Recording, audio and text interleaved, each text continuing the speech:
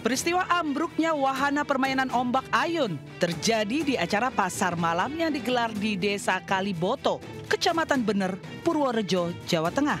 Tepatnya di jalur Purworejo, Magelang.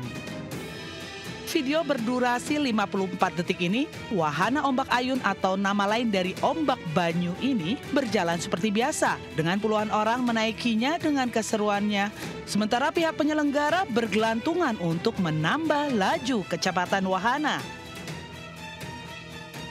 Namun beberapa saat kemudian tiang penyangga wahana roboh karena pihak penyelenggara tidak sengaja menyenggol penyangga hingga sandaran wahana permainan menjadi patah dan bautnya jebol.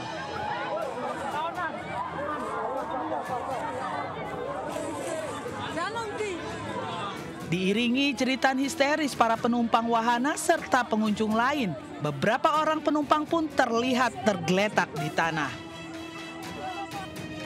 10 orang terluka dalam peristiwa ini.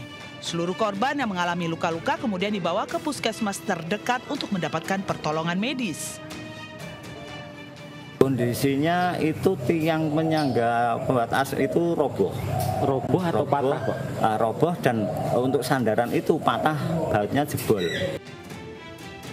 Peristiwa terjadi karena ketidakhati-hatian pihak penyelenggara wahana permainan yang tidak menomorsatukan keamanannya.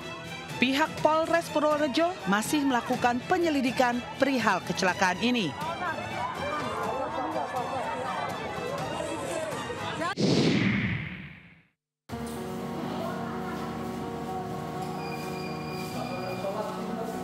Rindu lama tak berjumpa ayah. Seorang bocah laki-laki berusia 6 tahun segera memeluk ayahnya yang ditahan di Polsek Sekernan, Kabupaten Muaro Jambi, Provinsi Jambi. Tahanan ini merupakan titipan dari Kejaksaan Negeri Muaro Jambi, terjerat dalam kasus illegal drilling. Sang ayah yang berinisial MA ini sudah 3 bulan ditahan Mapolda Jambi dan saat ini dilimpahkan ke Kejari Muaro Jambi serta dititipkan di Polsek Sekernan. Terlihat pelukan semakin erat ketika anak dan ayah tersebut berpelukan sambil tertidur untuk melepas rindu. Tak tega melihat anak dan ayah tersebut, akhirnya penjaga tahanan mengizinkan ayah itu berpelukan dengan sang anak keluar dari sel tahanan selama 2 menit. Sang anak dan ayah dapat berpelukan dengan leluasa ketika berada di sebuah ruangan penyidik reskrim. Datang dari Peneroan, kalau ketemu cuma sebentar, kasihan kan juga. Terus mungkin sudah lama bang nggak ketemu, sudah langsung saya buka pintu itu, saya bawa. Nah disitulah, disinilah pula di sini, duduklah di sini sampai puas. Nanti setelah mau pulang, kabarin deh.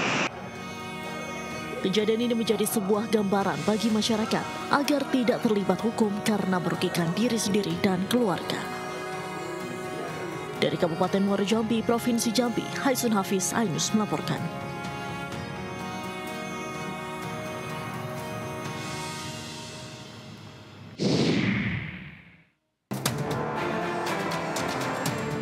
Lagi-lagi Dewan Perwakilan Rakyat disorot publik. Kali ini bukan tentang tingkah laku anggotanya yang nirempati atau tunjangan perumahan bernilai fantastis, melainkan muncul kabar dana reses melonjak naik dari 400 juta rupiah menjadi 702 juta rupiah. Sementara itu, masa reses dilakukan 4 hingga 5 kali dalam setahun. Artinya dalam setahun setiap anggota DPR menerima dana reses sebesar 2,8 hingga 3, miliar rupiah. Kenaikan anggaran dana reses sontak memantik reaksi publik. Peneliti Formavi Lusius Karus menilai dana 702 juta rupiah per anggota DPR tidak masuk akal. Apakah kemudian masuk akal reses itu didanai dengan 702 juta lalu tanpa ada mekanisme pelaporan terkait kegiatan maupun tunjangannya? Saya kira ini perlu dibicarakan lagi. Dan 702 juta per reses per anggota itu tentu sangat fantastis, sehingga perlu dihitung lagi budget yang paling masuk akal untuk kegiatan reses ini dengan hasil-hasil yang kemudian kita lihat selama ini kira-kira berapa, dan itu tentu tidak sampai 702 juta itu. Sementara Wakil Ketua MPR RI Edi Suparno enggan berspekulasi mengenai isu kenaikan dana reses. Ia menyerahkan hal itu kepada Sekretariat Jenderal DPR RI. Atau ini saya serahkan kepada Sekretariat Jenderal DPR untuk bisa menjelaskan ini karena beliaulah yang sudah diberi tugas untuk memberikan informasi satu pintu dari DPR gitu ya. Terima kasih. Sebagai bentuk pertanggungjawaban dan transparansi, DPR akan membuat aplikasi khusus agar masyarakat bisa mengetahui penggunaan dana reses. Tim Liputan iNews melaporkan.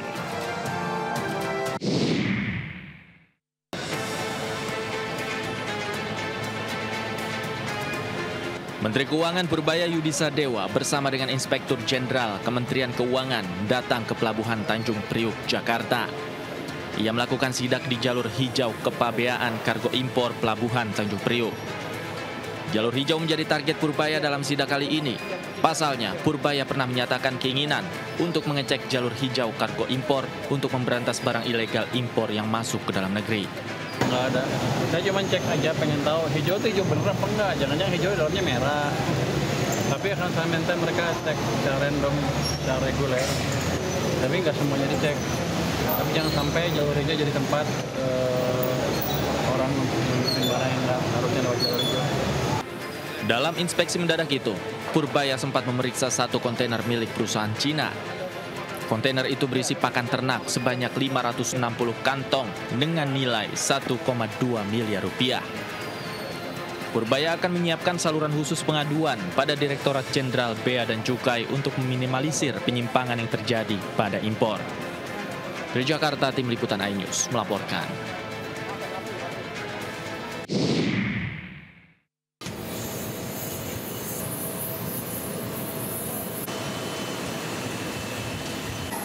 Presiden Prabowo Subianto tiba di Mesir pada Senin pagi waktu setempat. Kedatangan Prabowo untuk menghadiri konferensi tingkat tinggi perdamaian Sharm el-Sheikh. Dalam KTT ini, Prabowo juga dijadwalkan menghadiri upacara penandatanganan perjanjian damai dan penghentian perang di Gaza, Palestina. Presiden Prabowo akan bergabung bersama 27 pemimpin dunia dalam membahas perdamaian di Gaza. Undangan tersebut betul-betul memohon kesediaan kehadiran dari Bapak Presiden Prabowo karena itu bagian dari kelanjutan perundingan yang semoga insya Allah itu bisa membawa perdamaian di Palestina dan terutama di Gaza gitu. Jadi tadi Bapak Presiden menyampaikan kepada kita semua bahwa untuk menjaga hubungan baik dan itu bagian juga dari ikhtiar kita selama ini, maka Bapak Presiden memutuskan untuk menghadiri undangan tersebut gitu. KTT Sharm el-Sheikh rencananya akan dihadiri oleh lebih dari 20 pemimpin dunia. Termasuk Presiden Amerika Serikat Donald Trump, Presiden Mesir Abdel Fattah al-Sisi, Raja Yordania Abdullah II, dan Sekjen PBB Antonio Guterres. Tim Liputan iNews melaporkan.